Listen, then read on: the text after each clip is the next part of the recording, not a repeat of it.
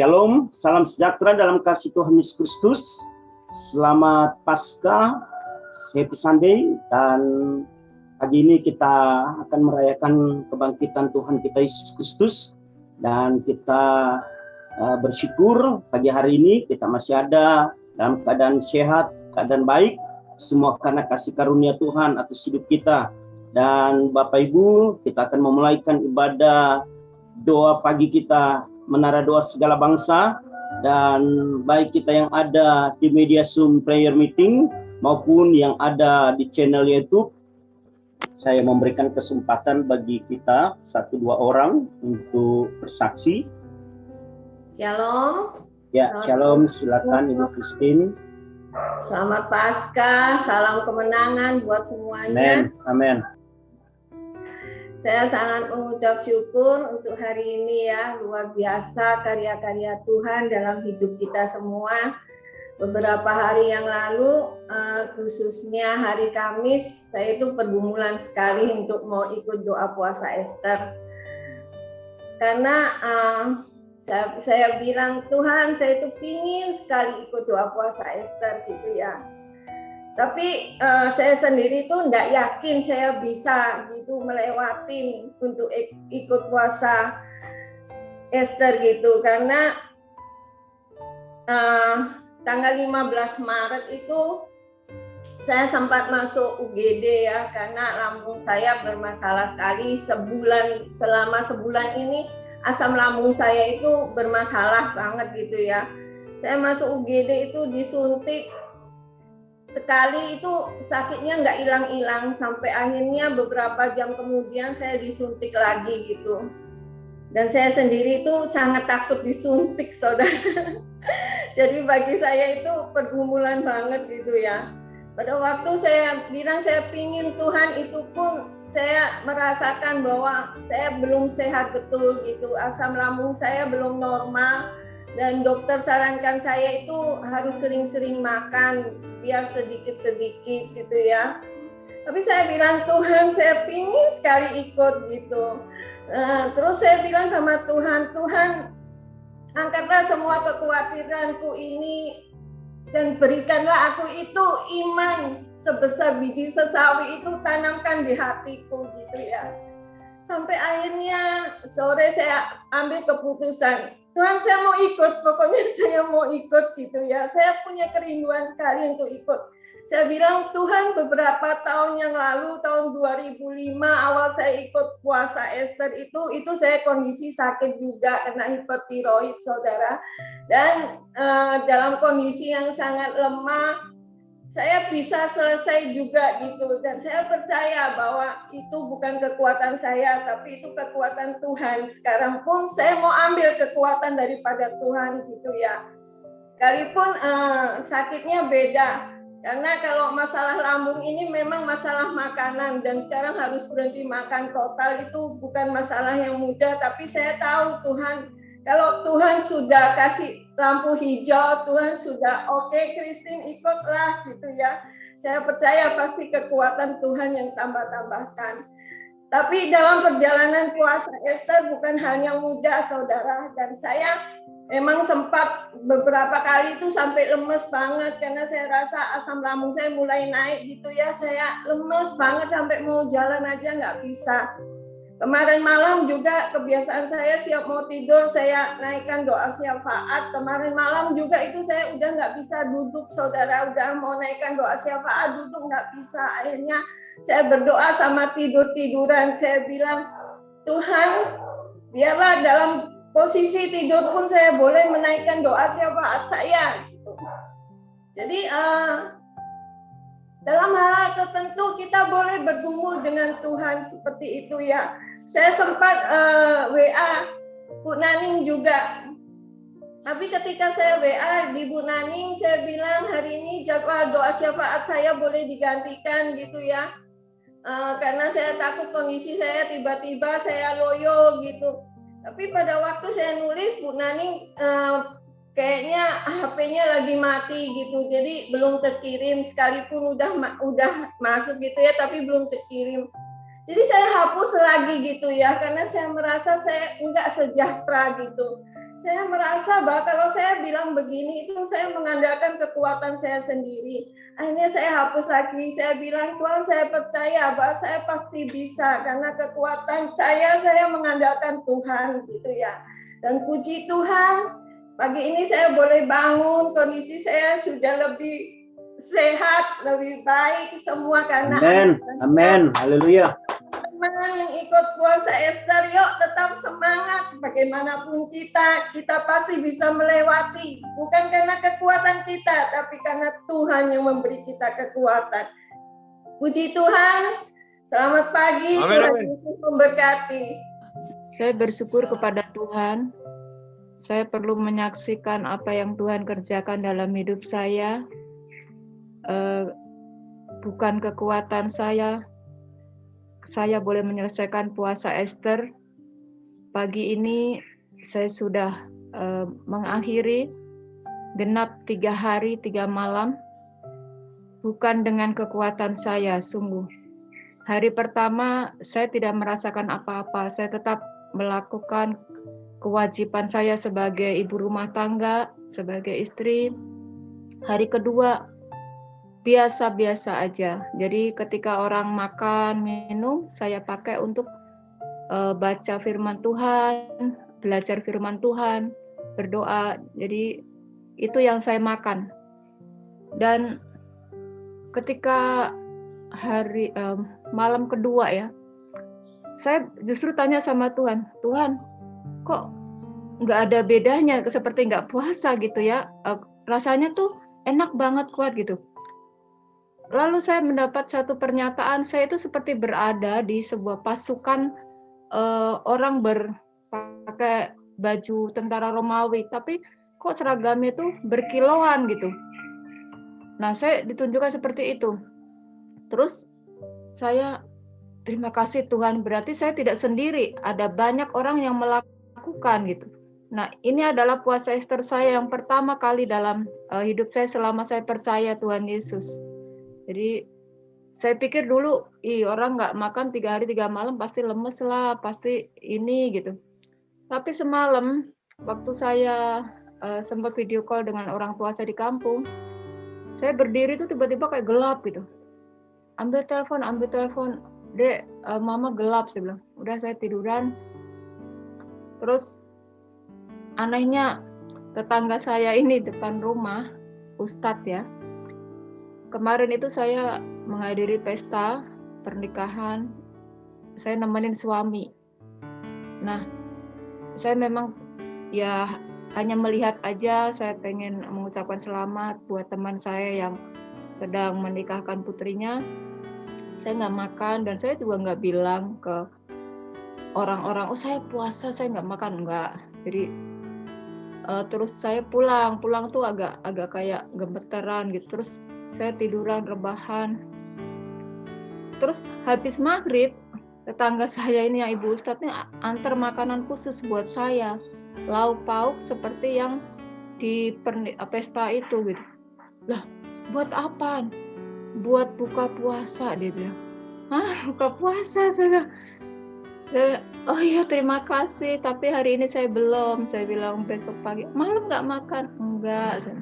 Oh, terus ya itu. Jadi ada kemurahan Tuhan yang luar biasa. Suami saya menyiapkan bubur untuk saya berbuka puasa, dan itu luar biasa buat saya. Anak-anak begitu, kok mama nggak ini ya, nggak sakit, mama sehat gitu. Terus ada satu lagi yang saya rasakan, setiap kali saya datang bulan, saya biasanya setengah mati, saya keringat dingin, sakit luar biasa. Karena kalau saya datang bulan itu yang keluar adalah seperti gumpalan-gumpalan gitu, lembaran itu yang bikin saya sakit luar biasa. Saya sampai tiarap, sampai ini, tolong injek-injek saya Pak, tolong ini, pokoknya gitulah. Nah kemarin itu hari kedua saya datang bulan dan rasanya enak aja gitu, nggak ada sakit, nggak ada keluhan apa-apa. Dan saya percaya inilah kuasa Tuhan yang sedang Tuhan tunjukkan kepada saya, yang sakit pun bisa Tuhan sembuhkan. Jadi itulah yang saya saksikan bahwa Tuhan itu luar biasa. bukan saya hebat bisa menjalankan puasa Esther, tapi kuasa Tuhan yang bekerja dalam hidup saya dan Dia nyatakan kemuliaannya sungguh luar biasa. Yang mau puasa Esther jangan takut, yuk kita mulai kerjakan.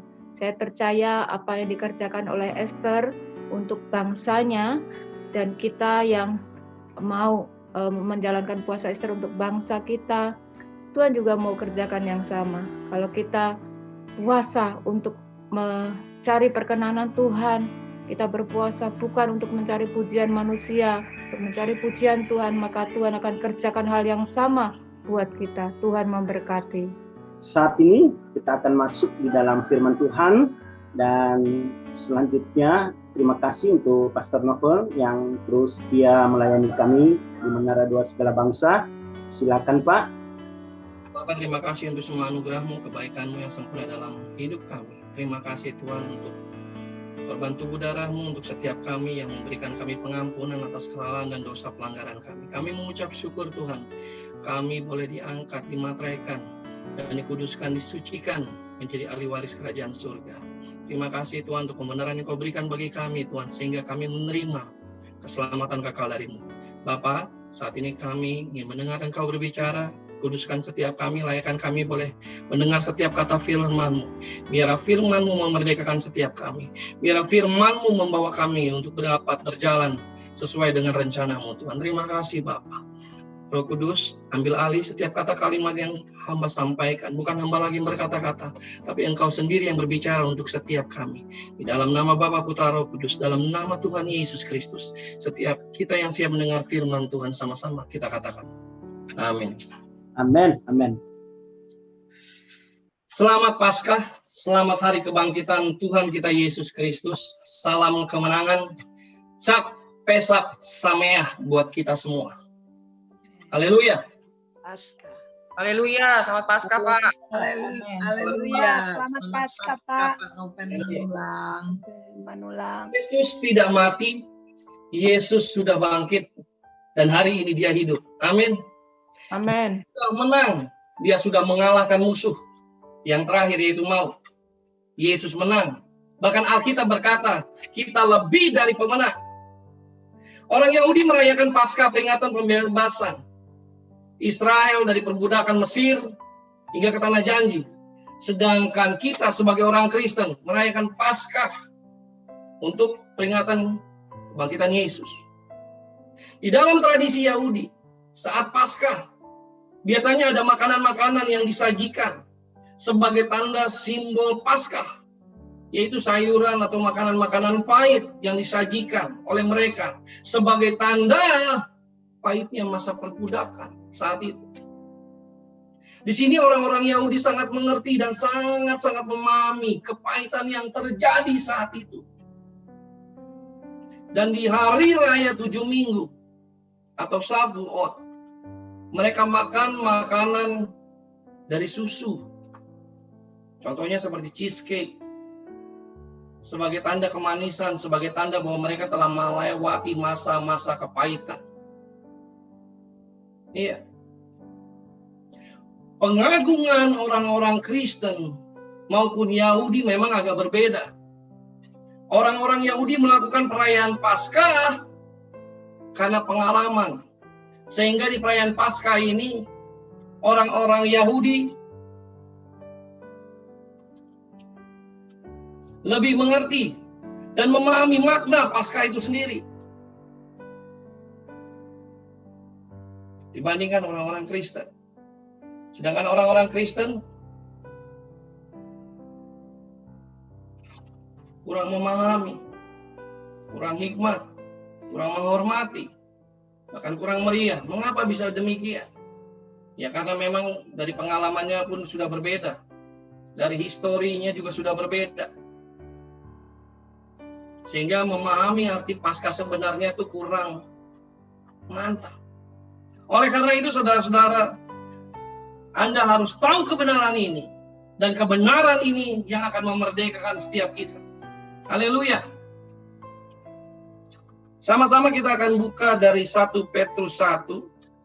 1 Petrus 1 ayat 3 dan 4. Saya akan berikan judul tema dari khotbah ini adalah berbicara tentang kuasa kebangkitan. 1 Petrus 1 ayat 3 dan 4.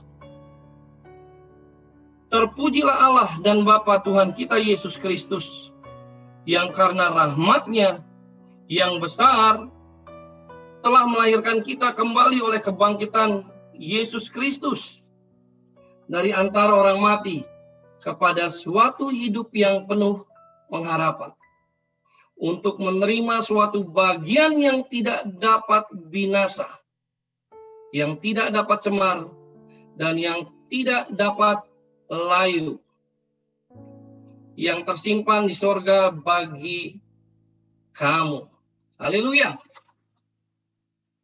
Amin. Ketika Bapa membangkitkan anaknya, Yesus Kristus, sesungguhnya Allah melahirkan kembali saudara dan saya kepada suatu hidup yang penuh pengharapan. Amin. Iya. Kata hidup di sini dalam bahasa aslinya Zal, dari akar katanya Zoe. Lalu apa artinya? Ini berbicara tentang hidupnya Allah. Jadi jika kita mempelajari tentang tingkatan-tingkatan kehidupan, maka tingkat kehidupan yang paling terendah adalah kehidupan tumbuh-tumbuhan. Kemudian di atas tingkat kehidupan tumbuh-tumbuhan ada tingkat kehidupan binatang atau animal life. Dan kemudian di atasnya lagi ada tingkat kehidupan human life, kehidupan manusia. Seperti yang saudara dan saya miliki sekarang.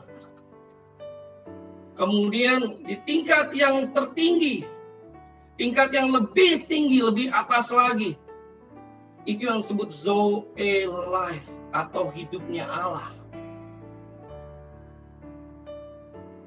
Waktu Allah membangkitkan Yesus, sesungguhnya saudara dan saya dilahirkan kembali kepada suatu kehidupan yang sama seperti apa yang Allah miliki. Saya katakan sekali lagi, waktu Allah membangkitkan Yesus, sesungguhnya saudara dan saya dilahirkan kembali kepada satu kehidupan yang sama seperti yang Allah miliki. Amin. Sebelumnya saya katakan tadi bahwa kita dilahirkan kembali oleh kebangkitan Yesus Kristus dari antara orang mati kepada suatu hidup yang penuh pengharapan. Kata pengharapan di sini dalam bahasa Yunani ada elpis, yang berarti confidence, expectation of good, yang berarti bahwa Anda dan saya memiliki kehidupan di mana kita memiliki keyakinan untuk sesuatu yang akan terjadi dalam hidup kita, yaitu satu kebaikan. Bukankah ini sesuatu yang luar biasa? Haleluya. Itu sebabnya setiap orang yang percaya bisa melihat dan berkata kepada masa depan kita bahwa hidupku dicipta, dibentuk, dan ditentukan Tuhan untuk menikmati kebaikannya. Jadi dengar baik-baik. Inilah yang Tuhan mau. Tuhan mau kasih tahu melalui peristiwa kebangkitannya. Lalu apa hubungannya Pak dengan kebangkitannya, dengan efek kuasa kebangkitan Yesus dalam hidup kita? Di sini kita akan melihat peristiwa-peristiwa apa yang terjadi dengan Yesus. Karena semua ini akan saling berhubungan antara yang satu dengan yang lainnya. Saya akan bacakan dari 1 Petrus 1 ayat 4. Berkata seperti ini. Untuk menerima suatu bagian yang tidak dapat binasa, yang tidak dapat cemar, dan yang tidak dapat layu, yang tersimpan di sorga bagi kamu. Dan karena rahmat-Nya yang besar telah melahirkan kita kembali. Lalu untuk apa kita dilahirkan kembali, Pak? Untuk memiliki kehidupan yang sama seperti yang Allah miliki. Untuk menerima bagian yang tidak dapat binasa, yaitu kerajaan surga. Ya, kita dilahirkan kembali untuk menerima suatu jaminan, yaitu untuk masuk dalam kerajaan surganya. Oh my God. Haleluya.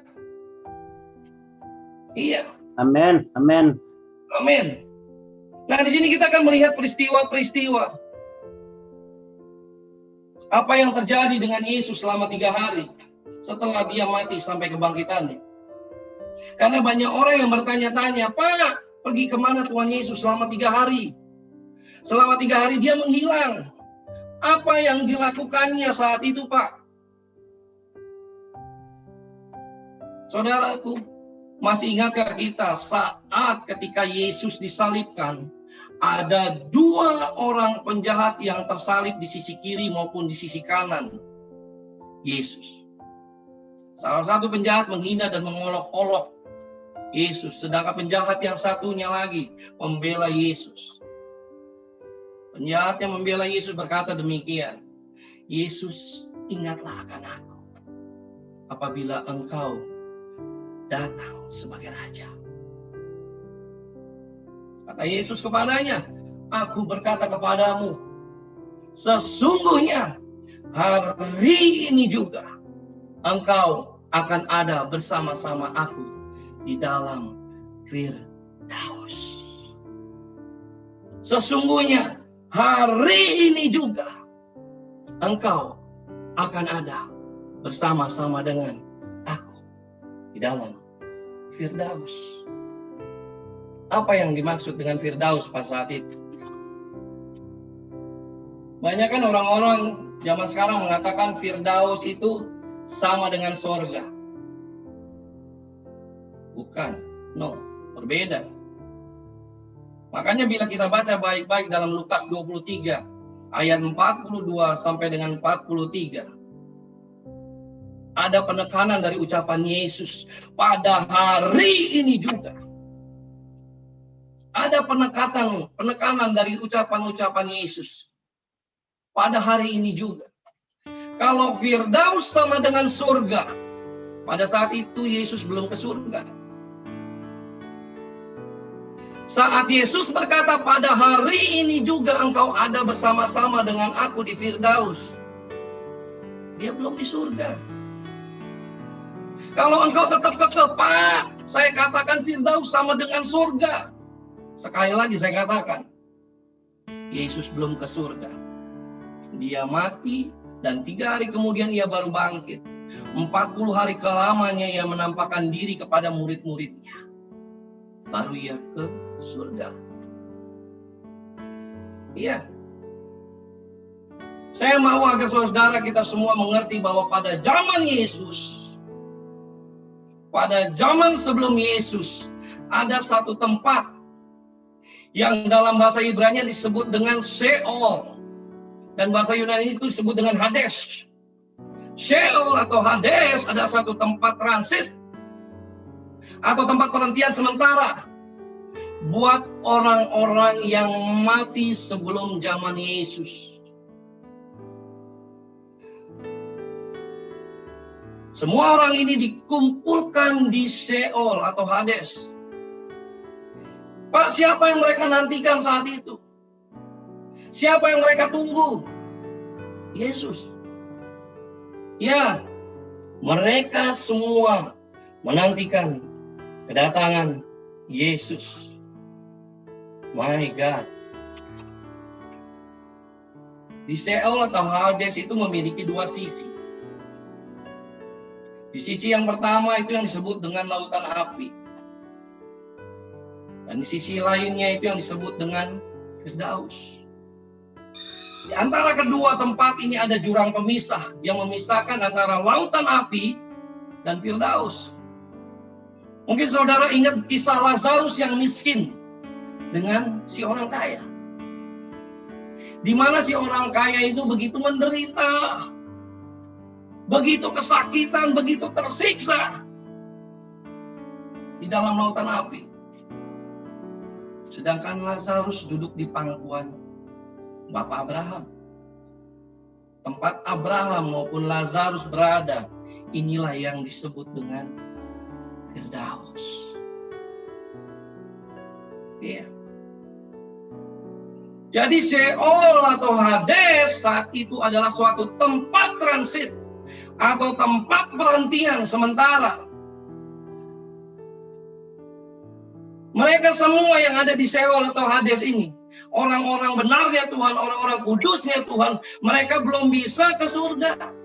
Mengapa Pak? Mereka tidak bisa ke surga. Kenapa belum bisa? Iya, karena roh mereka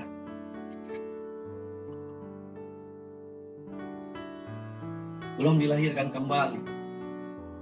Mereka belum memiliki roh yang benar. Bagaimana mungkin mereka memiliki roh yang benar dengan darah binatang? Gak bisa. Gak mungkin. Darah binatang tidak bisa membawa mereka masuk kerajaan surga. Hanya kematian dan kebangkitan Kristus Yesus yang bisa melahirkan kembali dan melayakkan Anda dan saya untuk masuk kerajaan surga. Amin. Ingat cerita Nikodemus saat ia bercakap-cakap dengan Yesus. Kalau kamu tidak dilahirkan kembali, kamu tidak akan melihat kerajaan Allah. Dan Nikodemus saat itu tidak mengerti. Bagaimana mungkin orang yang sudah besar ini, orang yang sudah tua ini, orang yang sudah dewasa ini bisa dilahirkan kembali? Apakah ia akan masuk kembali ke dalam rahim ibunya? Lihat.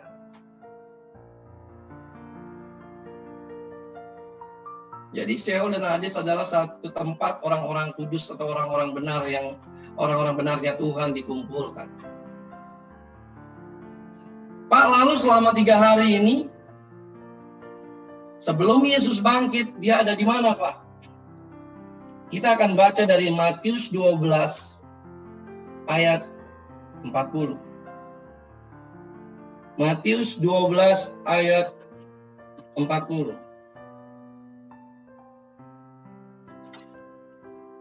Sebab seperti Yunus tinggal di dalam perut ikan 3 hari 3 malam, demikian juga Anak Manusia akan tinggal di dalam rahim 3 hari 3 malam. Saya ulangi, Matius 12 ayat 40.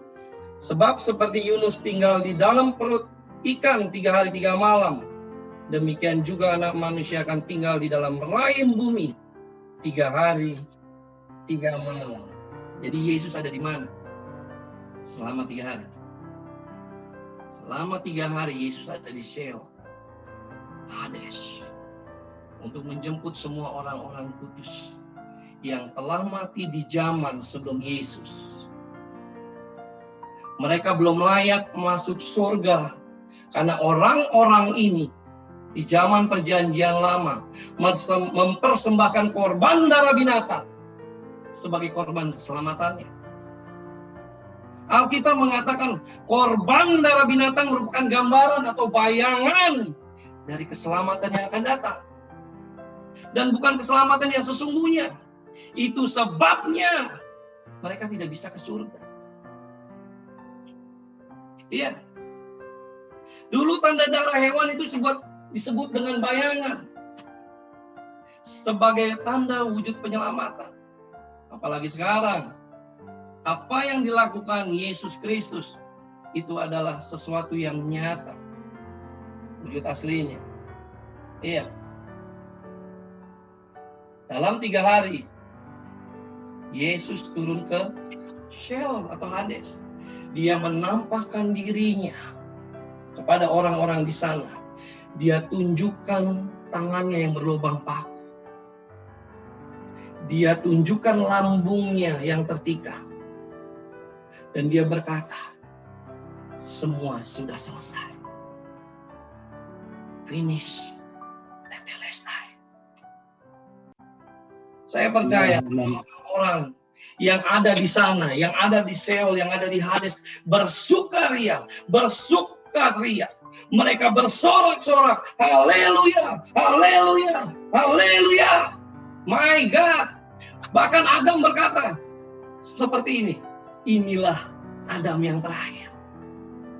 Abraham pun berkata, inilah benih yang dijanjikan. Daud di sana menari-nari kegirangan. Oh, God, haleluya. Amin. Kemudian Yesus bangkit. Yesus mengosongkan Firdaus. Yesus membawa mereka semua. Dan saat Yesus bangkit, mereka pun turut bangkit. Pak, ayatnya di mana, Pak? Jangan bikin cerita sendiri. Kita buka dari Matius 27 ayat 53. Matius 27 ayat 53. Dan sesudah kebangkitan Yesus, mereka pun keluar dari kubur, lalu masuk ke kota kudus dan menampakkan diri kepada banyak orang. Saya ulangi, Matius 27 ayat 53. Dan sesudah kebangkitan Yesus, mereka pun keluar dari kubur, lalu masuk ke kota kudus dan menampakkan diri ke banyak orang. Lihat, sesudah kebangkitan Yesus, Musa, Abraham, Daud, Yakub, dan lain sebagainya, semua orang-orang kudusnya Tuhan, semua orang-orang benarnya Tuhan keluar dari kubur, masuk ke kota kudus, dan menampakkan diri kepada banyak orang. Tahukah Anda, secara profetik itu artinya apa?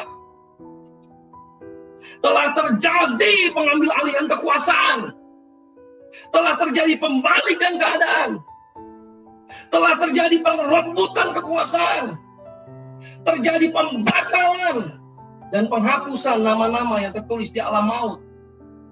Dan Yesus pindahkan ke dalam buku kehidupannya. Haleluya.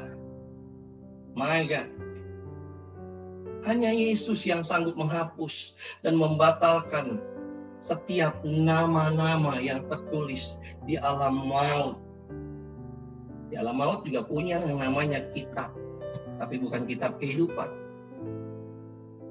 Tapi kitab kematian. Hanya Yesus yang sanggup menghapus, membatalkan setiap nama-nama yang tertulis di alam maut. Dan ingat, bukan lagi tali-tali maut yang selama ini mengikuti dan mengikat kita. Tapi tali-tali kasih Tuhan yang membungkus kita dengan sempurna. Amin. Lalu bila ada orang percaya yang berkata, Pak, jika saya mati, kira-kira apakah saya bisa masuk surga, Pak? Bagaimana, Pak? Ini orang percaya yang berkata. Buat saya, dia berarti tidak mengerti apa arti kematian Tuhan. Ia tidak mengerti apa arti kebangkitan Tuhan. Buat saya orang ini berarti menghina Tuhan. Dengan kata lain dia berkata begini, Tuhan, apa yang telah kau lakukan tidak cukup bagiku. Ya, orang-orang yang berkata seperti ini adalah orang-orang yang menghina Tuhan. Hati-hati. Apakah kita telah memiliki pengertian yang benar akan kematian dan kebangkitannya? Jika di luar sana banyak orang yang memperdebatkan akan kematian dan kebangkitannya, kalau saya secara pribadi, saya dan seisi rumah, kami malah bersyukur. Waktu Yesus curahkan darahnya, Ia rela mati untuk menyelamatkan kita semua. Kami menerima anugerah keselamatan. Tidak ada dosa yang tidak diampuninya. Dan kami percaya bahwa kami menjadi orang yang dibenarkan oleh Tuhan. Dan kini kami percaya bahwa kami termatrai menjadi ahli waris kerajaannya. Dan kami sedang menantikan kedatangan Dia yang kedua kalinya, untuk kita bisa bersama-sama hidup kekal di dalam kerajaan surga. Haleluya. Amin. Pahami hal ini. Amin. Amin. Haleluya.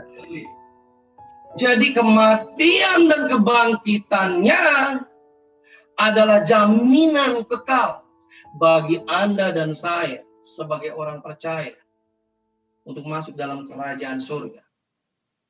Ini adalah bagian yang harus kita terima sebagai bagian yang tidak dapat binasa. Iya. Jadi ingat baik-baik, yang namanya kematian, kayaknya nggak pas ya kalau ngomong kematian buat kita orang-orang yang percaya. Jika Anda dan saya tertidur, nah ini lebih mantap nih. Kalau kematian mungkin kalau buat orang-orang dunia itu pas. Tapi buat kita orang-orang percaya, orang-orang profetik, lebih pas dengan mengartikannya dengan kata tertidur. Jika Anda dan saya nantinya tertidur, jadi bila kita telah mengerti akan kebenaran ini, saudara dan saya tidak perlu lagi takut akan kematian. Meskipun orang dunia ini melihat kita telah mati. Karena kematian sebenarnya tidak cocok. Karena kematian bukan lagi merupakan bagian dari kehidupan kita sebagai orang percaya. Kematian bukan lagi menjadi penghalang buat kita untuk langsung bertemu dengan Bapa. Kematian Yesus adalah kematian saudara dan saya. Di saat 2000 tahun lalu di atas kayu salib. Waktu Yesus bangkit, berarti Anda dan saya dilahirkan kembali kepada suatu hidup, yaitu Zoe life, dalam hidupnya Allah. Dan ketika saatnya tiba, saat Anda membuka mata Anda dan bertemu muka dengannya di surga, Anda berkata, "Oh Lord, thank you Jesus." Terima kasih Tuhan. Terima kasih. Haleluya. Inilah kuasa kebangkitan. Amin. Amin. Inilah kuasa kebangkitan itu untuk melahirkan saudara dan saya kembali kepada suatu hidup yang penuh pengharapan. Untuk menerima bagian yang tidak dapat binasa. Kekal. Karena kebangkitan Yesus merupakan jaminan saudara dan saya masuk surga. Mari saudaraku, inilah waktunya. Di tahun Pei Aleph ini, Paskah yang sesungguhnya harus terjadi dalam hidup kita. Mujizat-mujizat yang fenomenal akan banyak terjadi. Mungkin Anda sudah banyak melihat mujizat, orang buta melihat, orang lumpuh berjalan. Bahkan tadi ada ibu yang mengalami kesembuhan yang tadinya sulit karena dia ada kelemahan tubuh dalam dirinya. Bahkan ketika dia berpuasa, Ibu Naning dalam 3 hari 3 malam, dia mengalami sesuatu yang ajaib buat dirinya. Tapi lihat, semua hal ini sudah banyak terjadi. Namun di tahun Pei Aleph ini, bahkan di dalam dekade Pei ini, akan banyak terjadi mujizat-mujizat yang fenomenal. Amin. Mujizat yang belum pernah terjadi sebelumnya. Yes, amin. Haleluya. Amin. Amin. Ya.